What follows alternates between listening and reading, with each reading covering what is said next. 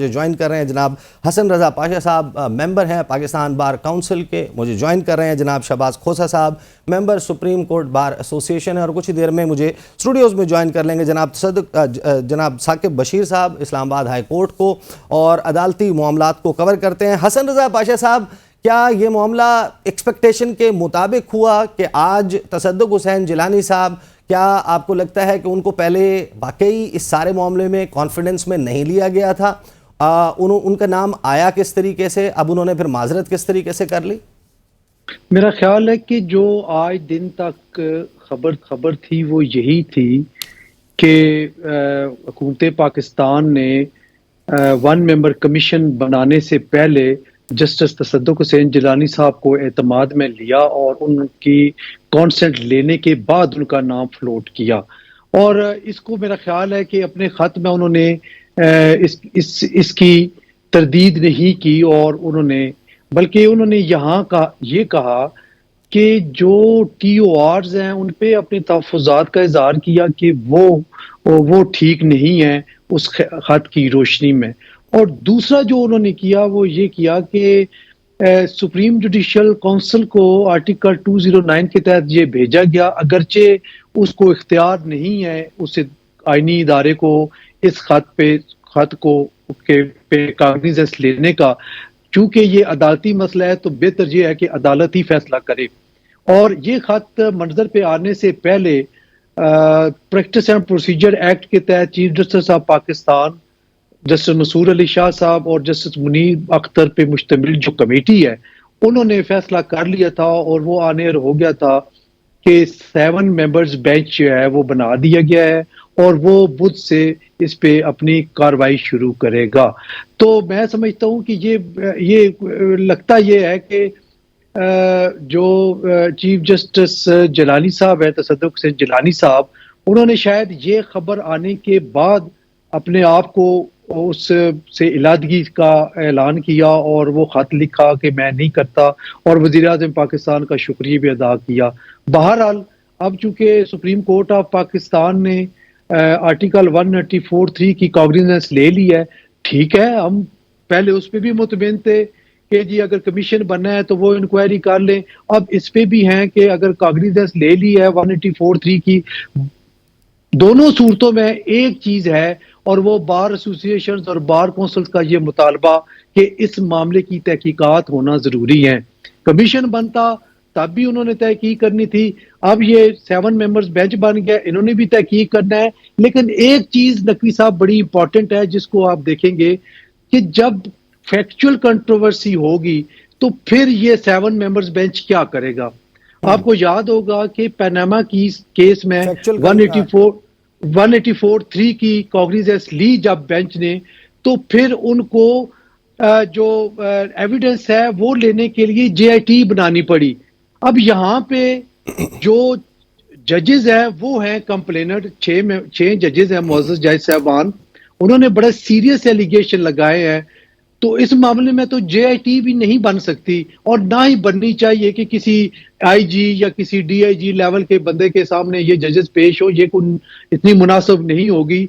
फिर आप लेकिन सर यही तो मामला है, उन्होंने जजेस ने जो खत लिखा है उसको मैंने बारहा पढ़ा है, उन्होंने इसकी इंक्वायरी का मुतालबा नहीं किया, उन्होंने इंस्टेंसेस कोट किए हैं, उन्होंने कहा ये हम आपके इल्म में लाते रहें, हमें सिर्फ ये गाइड करें, हमें ये बताएं कि जब हमारे साथ ये बीत रही हो तो हमने क्या करना है, या हमारे जो कॉलीग्स हैं उनके इल्म में जब ये बात आती है कि उनके कॉलीग्स के साथ ये गुजर रही है, इस दबाव का सामना है, तो फिर उनको किस तरीके से एक्ट करना है। ये वाला सवाल जो है कि इसकी इंक्वायरी हो ना हो, ये सारा मामला तो बाद में आता है। और ये लेटर 25 तारीख को लिखा गया, ये इंटेंडेड नहीं था फॉर मीडिया या पब्लिक, ये तो फिर इंटरनली ये सारा मामला होना था। ये सवाल जाहिर है कि मौजूद है कि ये किसने लीक किया, मीडिया के सामने कौन लाया। मैं आपके पास पाशा साहब वापस आता हूँ। मुझे जो है वो स्टूडियोज़ में जो है वो साकिब बशीर साहब जो है वो भी ज्वाइन कर चुके हैं, लेकिन जो है वो उसका सिलसिला जारी है। शहबाज खोसा साहब, मुझे ये बताइएगा, जो अभी मैं ख़त देख रहा हूँ जो लिखा गया है तसद्दुक़ हुसैन जिलानी साहब की तरफ से, उसका गालिबन तीसरा जो पैराग्राफ है वो मैं आपके सामने कोट कर देता हूं। उसमें लिखा है कि I am also grateful to honourable chief justice of Pakistan mister Qazi Faez Isa, as also the senior puisne जज mister justice Mansoor Ali Shah for expressing confidence in मी।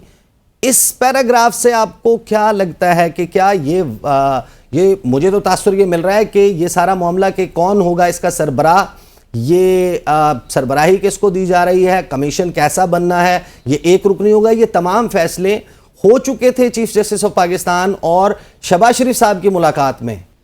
मेरा ख्याल है कि इन्होंने जल्दबाजी में ये फैसला किया, ये हुकूमत ने और जुडिशरी ने देवर टेकन बाय सरप्राइज जब ये इतना बड़ा एलिगेशन एकदम फटकर सामने आ गया। तो ये जल्दबाजी में फैसला था, शायद ये इसको रेफर करने का to the federal government for formation of a commission, और जब ये फेडरल गवर्नमेंट के पास इन्होंने भेज दिया तो जरूरी था कि कई लोग तो एक्सपेक्ट कर रहे थे शायद ये मोहसिन नकवी साहब को बना देते जुडिशल कमीशन का भी, इस कमीशन का भी हेड। तो इसलिए बहुत शायद ये बेहतरी हुई कि एटलीस्ट एक वेरी इंडिपेंडेंट एंड अपराइट जज तसद्दुक़ हुसैन जिलानी साहब का नाम दिया गया, और उन्होंने अपने उस इंटेग्रिटी और अपनी इंडिपेंडेंस और अपनी अपराइटनेस का मुजाहरा किया ये लेटर लिखकर, कि उन्होंने बड़ा क्लियरली बताया कि ये तो डोमेन ही सुप्रीम कोर्ट का बनता है या सुप्रीम जुडिशल काउंसिल का बनता है। As far as the investigation is concerned इस मैटर में, देखें बात ये है, ये एलिगेशन 6 जजेस का है जो खत सामने आया है, और ये 6 जजेस नहीं है, अगर आप इसमें एक लेटर देखें तो वो 7 का भी है और एक लेटर से 5 का भी है, और ये 1 साल पुरानी किस्से नरेट कर रहा है, और ये साल से ये काम ऑन गोइंग है जो कंप्लेंट की गई है। ये जजेस अगर ये इस वक्त सर्विंग हैं, इन पे किसी किस्म का कोई इल्जाम नहीं है, ये जब फैसले करते हैं तो वो कानून के फैसले कंसिडर होते हैं, आज भी कंसिडर होते हैं, आज भी इनकी कोर्ट हो रही है। तो हमें किसी तरह का कोई शक नहीं है इनकी एलिगेशन पे, जो इन्होंने कहा हमें किसी तरह का कोई डाउट नहीं है कि इनके साथ ये हुआ होगा। इसलिए इसमें इन्वेस्टिगेशन की तो जरूरत ही नहीं है कि क्या ये जजेस के साथ हुआ या नहीं हुआ। जो इसमें जरूरत है वो ये देखने की है कि क्या ये इनफरादी तौर पर कुछ लोगों ने अपने इख्तियारात का ज्यादा फायदा उठाया, या क्या इसके पीछे क्या मुहर्रिकात थे, क्या वजूहात थी। वो चीजें हैं जो इन्वेस्टिगेट होंगी। वो अदालतों का काम ही इन्वेस्टिगेशन करके इंसाफ देना है, ये सरकार का काम नहीं है। अदालतों के पास लोग छोटे से छोटा मुकदमा लेकर जाते हैं, चाहे वो पर्सनल सिविल डिस्प्यूट हो, एक दूसरे के वादा खिलाफी के डिस्प्यूट हो। लेकिन खोसा साहब वंस अगेन ये जो जजेस हैं जिन्होंने ये खत लिखा, इस खत में उन्होंने इसकी इंक्वायरी की तो इस्तदा नहीं की, उन्होंने नहीं कहा कि इसको इन्वेस्टिगेट किया जाए, तहकीकात की जाए, या कोई जो है वो फुल कोर्ट जो है वो फॉर्म कर दिया जाए। उन्होंने तो खत जो है वो प्राइवेटली लिखा था, it was not meant for public, supreme judicial council को, और गाइडेंस सीख की थी। मैं वो पाशा साहब की उस बात का जवाब दे रहा हूं कि वो कह रहे थे कि इन्वेस्टिगेशन कौन करेगा। इन्वेस्टिगेशन सुप्रीम कोर्ट खुद कर सकती है। जजेस जो हैं वो नीचे सिविल कोर्ट से लेके सुप्रीम कोर्ट तक और क्या करते हैं, यही काम करते हैं, लोगों के डिस्प्यूट सॉल्व करते हैं। एक बंदा कुछ कह रहा होता है, दूसरा कुछ कह रहा होता है, जजेस they arrive at the truth, और ये सारा एविडेंस जो है ये जजेस के सामने ले होता है, जरा जजेस के सामने होती है, और सुप्रीम कोर्ट के पास पूरे इख्तियारात हैं अंडर 184(3). मैं तो कहूंगा कि पाकिस्तान की सबसे ज्यादा इख्तियारात अगर किसी के पास हैं तो वो सुप्रीम कोर्ट के जजेस के पास हैं अंडर आर्टिकल 184(3), जब ये सुबह मोटो यूरिस्डिक्शन ले लेते हैं। ये किसी भी इदारे को बुलाकर इन्वेस्टिगेशन कर सकते हैं, ये बाहर से भी मदद ले सकते हैं, ये एक्सपर्ट ओपिनियन भी ले सकते हैं, कुछ भी कर सकते हैं। हमारी पहले दिन से इस्तदा ये थी कि ये जुडिशियल मैटर है, ये जजेस के, सर्विंग जजेस के बारे में मैटर है। ये मैटर वो है जो पाकिस्तान की तारीख से आज तक हम सुनते आ रहे हैं। इन मैटर्स को, इंटरफेरेंस के मैटर्स को, चाहे वो जुल्फिकार अली भुट्टो का केस हो, उसमें भी आपने एक्नॉलेज किया कि उन फैसलों में इंटरफेरेंस हुई। आपने शौकत साहब के केस में एक्नॉलेज किया कि इंटरफेरेंस हुई। आपने असगर खान साहब के केसेस में एक्नॉलेज किया कि ये इंटरफेरेंस होती रही फैसलों में। आप ये इंटरफेरेंस जो है ये बार बार देखते आ रहे हैं। नवाज शरीफ साहब मुझे क्यों निकाला कि शहबाज साहब मैं आपके पास वापस आता हूं। साकिब मुझे बताइएगा कि आपने ख़त देखा होगा जो तसद्दुक़ हुसैन जिलानी साहब ने लिखा है, उसमें वो कह रहे हैं कि जो TORs हैं वो कवर नहीं करते उस लेटर को, और गालिबन जो लेटर लिखा गया है 6 जजेस की जानिब से वो उसमें इस्तदा ही मुख्तलिफ की गई है। आर्टिकल 209 जो है उसके पैरामीटर्स, उसका तस्करा किया गया है। तो आपके ख्याल में व्हाट वेंट रॉन्ग? आगाज़ में उन्होंने इससे एग्री ही क्यों किया था? उन्होंने शुक्रिया अदा किया कि मेरे में कॉन्फिडेंस का इजहार किया गया। ये तो मुमकिन नहीं है कि किसी जज का नाम दे दिया, उससे पहले कंसेंट ना लिया गया, उससे ना पूछा गया हो, कि मैं इसके लिए राजी हूं, हम आपका नाम दे दें ना दें, वो तो शुक्रिया भी अदा कर रहे हैं। और फिर अगेन ये बात बड़ी अहम है कि उन्होंने सुप्रीम कोर्ट के 2 जजेस का भी तज़किरा किया है कि मैं उनका भी शुक्रगुजार हूं कि उन्होंने मेरे ऊपर एतमाद का इजहार किया। देखें, ये तो मफरूजे की मैं बात साकिब है, बशीर क्या साहब के उनको पास पहले चला गया था, मैं साकिब बशीर साहब के पास चला गया था। I will come back to you Khawaja Sahab. जी साकिब बशीर, आपने बड़ा अहम नुक्ता उठाया है कि उन्होंने चीफ जस्टिस काजी फ़ाइज़ ईसा उनका शुक्रिया भी अदा किया है। हालांकि अगर रिकॉर्ड की बात की जाए तो हुकूमत वक़्त ने उनसे रब्ता किया होगा जिस तरह मतलब बताया गया है, और उन्होंने शुरू में एग्री किया। तो दरमियान में सुप्रीम कोर्ट ज़ाहरी तौर पर तो हमें कहीं नज़र नहीं आती थी, वो तो सिर्फ एक जो वज़ीर आज़म है उनकी मुलाकात ही थी। तो इसका मतलब ये हुआ कि सुप्रीम कोर्ट से भी ये जो मंजूरी लेते हुए या मतलब ये चीज़ें तय करते हुए सुप्रीम कोर्ट भी कहीं ना कहीं ऑन बोर्ड थी हुकूमत के। अब आते हैं कि इस मामले में जो उन्होंने पॉइंट उठाए हैं वो बड़े एक जेन्युइन पॉइंट हैं, और हर बंदा ये बात कर रहा था कि जो सिटिंग जजेस हैं ये एक प्योरली अलग सा एक जुडिशल साइड पे ये अगर देखना है सुप्रीम कोर्ट ने तो वो खुद देखे, और ये कोई नॉर्मल नोयत का मामला नहीं है। जिस तरह वो वसतुल्ला खान साहब ने लिखा है कि पाकिस्तानी अदलिया का ये 9/11 है। अगर कोई ये समझे तो मेरा ख्याल में ये वाकई ही 9/11 है कि आपकी पूरी एक हाई कोर्ट गैर फाल हो जाती है कि 6 जज कह रहे हैं कि हमारे साथ ये वाकयात हुए और ये वाकयात होते रहे हैं, और एक दिन की बात वो नहीं कर रहे, वो 1 साल पर मुहित पूरे इवेंट्स की बात कर रहे हैं। वो सिर्फ हाई कोर्ट की बात नहीं कर रहे, वो इस्लामाबाद की डिस्ट्रिक्ट जुडिशरी की भी बात कर रहे हैं। तो ये एक इतना बड़ा मामला था, और मैं तो हैरान हूं कि जो पाकिस्तान बार काउंसिल है और सुप्रीम कोर्ट बार एसोसिएशन, उनको तो फ्रंट लाइन पे आना चाहिए था कि वो कहते कि इस मामले की तह तक पहुंचे। उन्होंने कहा, लेकिन उस तरह नहीं कहा जिस तरह कहना चाहिए था। जिस तरह जो है वो पाकिस्तान बार काउंसिल ने 5 अप्रैल को जो है वो इजलास बुलाया कि 5 अप्रैल तक तो चीज़ें पता नहीं कहाँ थे कहाँ पहुंच जाएंगी। तो ये बार एसोसिएशंस में मेरे ख्याल में जो ये एक पॉलिटिक्स की जो पॉलिटिकल साइड है उनका जो नैरेट है वो डायरेक्टली बार पॉलिटिक्स में आ गया है। ये बड़ा हैरानकुन है। इंडिपेंडेंस ऑफ जुडिशरी के लिए इन जजेस के साथ जो है वो खड़ा होते वो नजर आते तो ज्यादा बेहतर होता, अच्छा इससे ज्यादा इफेक्टिव तरीके से, क्योंकि इन 6 जजेस को पिछले 5 रोज में इस तरह पेश किया गया है जैसे इन्होंने कोई जुर्म किया है, जैसे ये आज तक कोई मतलब इनके खिलाफ पूरी एक चार्जशीट बनाई गई है और बड़ी जो है वो एक संगीन किस्म की मुहिम चलाई गई है सोशल मीडिया पे, लेकिन वो पाकिस्तान बार काउंसिल हमें नजर नहीं आई उनकी कोई मजम्मत के।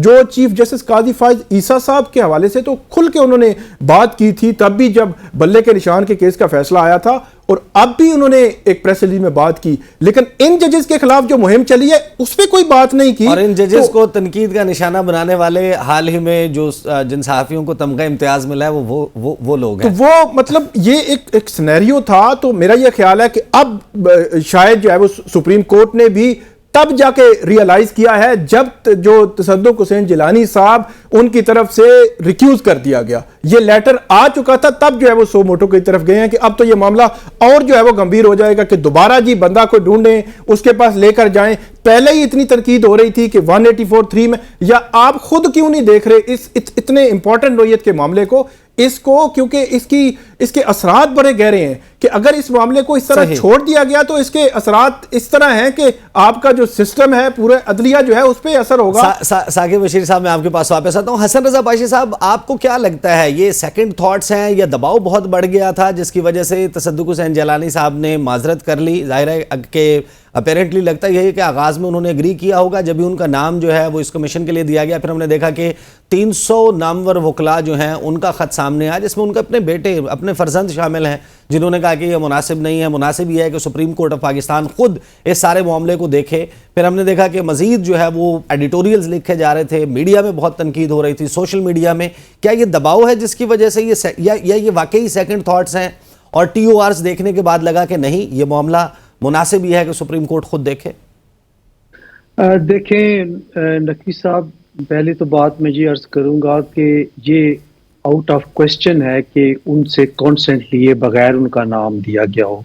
इतना इम्पोर्टेंट कमीशन वो हेड करने जा रहे थे और ये मुमकिन नहीं है कि उनसे कॉन्सेंट ना ली गई हो। दूसरी बात जो साकिब बशीर साहब ने कहा जी कि पाकिस्तान बार कौंसिल और सुप्रीम कोर्ट बार का वो रद्द अमल नहीं है, मैं मादरत के साथ इनसे ये कहूंगा कि शायद ये इनको समझने में गलती लगी है, ऐसी बात नहीं है। सुप्रीम कोर्ट बार एसोसिएशन और पाकिस्तान बार कौंसिल का सेम डे शाम को जो वाकयात खत में बयान किए गए उनकी कंडेमनेशन का आया और साथ ही ये मुतालबा भी आया कि तहकीकात होनी चाहिए। अब तहकीकात होने का अपना एक पैरामीटर्स है, मसल मैं ज़ाती तौर पे उस दिन से लेके कमीशन के बनने तक जहां भी बैठा मैंने अपनी राय ये दी कि 184(3) की होनी चाहिए। साकिब साहब के साथ भी प्रोग्राम हुए हैं।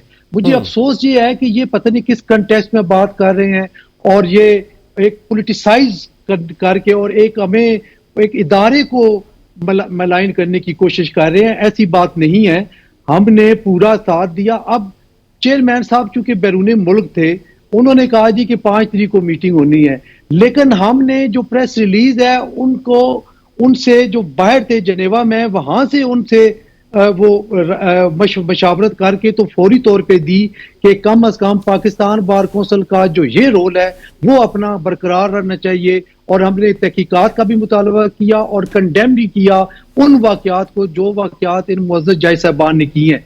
अब एक और चीज जो मोहतरम खोसा साहब ने फरमाई कि पहली दफा मैंने सुनी जी कि सुप्रीम कोर्ट कोई इन्वेस्टिगेशन करनी चाहिए और इन्वेस्टिगेशन कोर्ट्स ही करती हैं।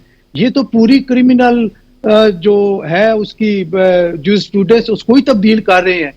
कोर्ट्स ने कभी भी इन्वेस्टिगेशन नहीं की, कोर्ट्स ने कभी भी इन्वेस्टिगेशन करके एविडेंस कलेक्ट नहीं की।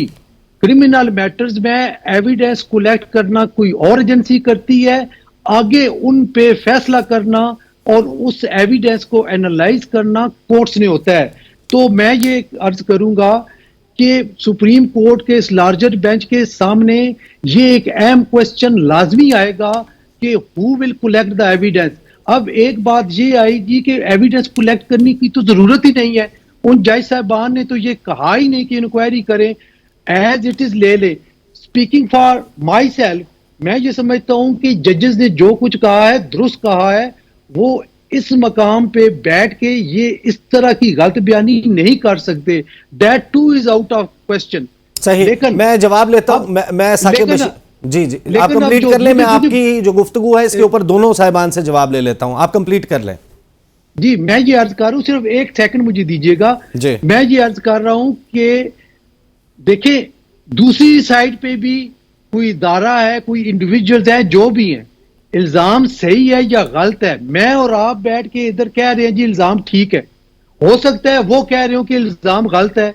जब तक उनको चार्जशीट नहीं होगी, जब तक उन पे इल्जाम जो लगाए गए हैं वो उन पे आयद नहीं किए जाएंगे, वो किस तरह रिस्पांस देंगे या उनका रिस्पांस लिए बगैर आप कोई अल्टीमेट कंक्लूजन पे पहुंचते हैं, तो ये भी ज्यादती है और इक्विटी के खिलाफ है। सुनना चाहिए, मौका देना चाहिए, इंक्वायरी होनी चाहिए, एविडेंस कलेक्ट करनी चाहिए, उसके बाद आके आखिरी जो है वो ये बनता है कि सुप्रीम कोर्ट ऑफ पाकिस्तान अब इस मैटर को किस तरीके से अल्टीमेट एंड तक लेके जाना चाहती है। इन लोगों को सजा देनी है या नहीं देनी, it lies with the supreme court of Pakistan. सही, मैं जवाब ले लूं। खोसा साहब मुझे बताइएगा कि डू यू एग्री कि जो हसन रजा पाशा साहब कह रहे हैं कि बड़ा अप्रोप्रिएट, बड़ा दबंग, बड़ा ज़बरदस्त जो है वो रिस्पांस वकला की जानिब से बार एसोसिएशन, बार काउंसिल्स उन्होंने दिया, उसको पोलिटिसाइज नहीं किया जाना चाहिए, वो इनफ था। और दूसरा जो उन्होंने एविडेंस कलेक्शन वाली बात की उस पर भी ज़रा जवाब दे दीजिए।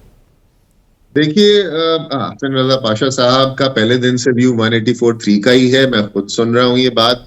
हाँ, जो बड़ा दबंग रिस्पांस है वो जिस तरह लाहौर हाईकोर्ट बार ने एलानिया दिया, बड़ा दबंग एलानिया है। इस्लामाबाद बार काउंसिल ने एलानिया दिया, उन्होंने ये कहा कि अगर यहाँ पर ये ना किया गया, इस तरह की इंसाफ ना दिलाया गया, तो वो हड़ताल भी करेंगे और बायकॉट पे भी जाएंगे और तहरीक तक पे भी जाएंगे। बहुत दबंग एलानिया था। इसी तरह कराची हाई कोर्ट का मैंने आज देखा एलानिया, उन्होंने भरपूर अल्फाज में सरकारी कमीशन की मजम्मत की। पाकिस्तान बार काउंसिल और सुप्रीम कोर्ट बार ने जरूर इसमें साफ और शफाफ इंक्वायरी मांगी।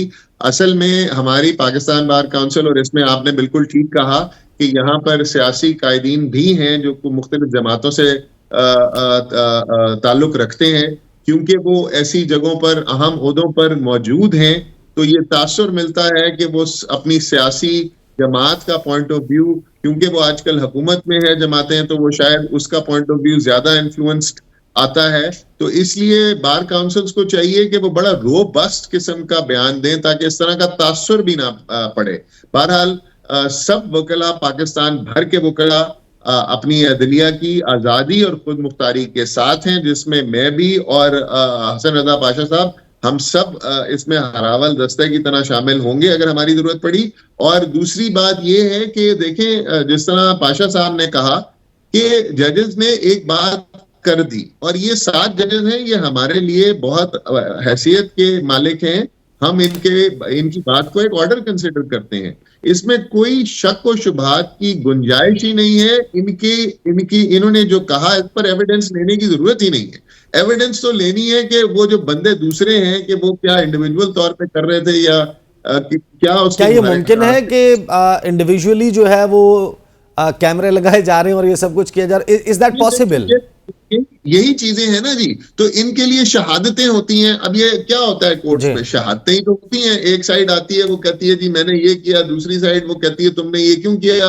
ये कोर्ट्स में ही होता है ये। तो मेरा पहले दिन पॉइंट ऑफ व्यू और कराची और लाहौर और इस्लामाबाद और पिंडी के वकला का यही पॉइंट ऑफ व्यू था, और भी दीगर बार्स के वकला का यही पॉइंट ऑफ व्यू था कि ये अदालती इंक्वायरी होनी चाहिए, इसमें जो भी काम हो वो 184(3) के तहत होना चाहिए। इनफैक्ट हसन रजा पाशा साहब का भी यही व्यू था। सही।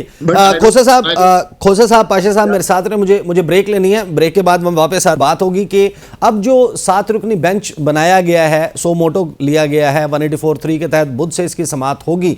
इस बेंच के बन जाने के बाद अब क्या कुछ एक्सपेक्ट किया जाना चाहिए? बात करते हैं आफ्टर द ब्रेक।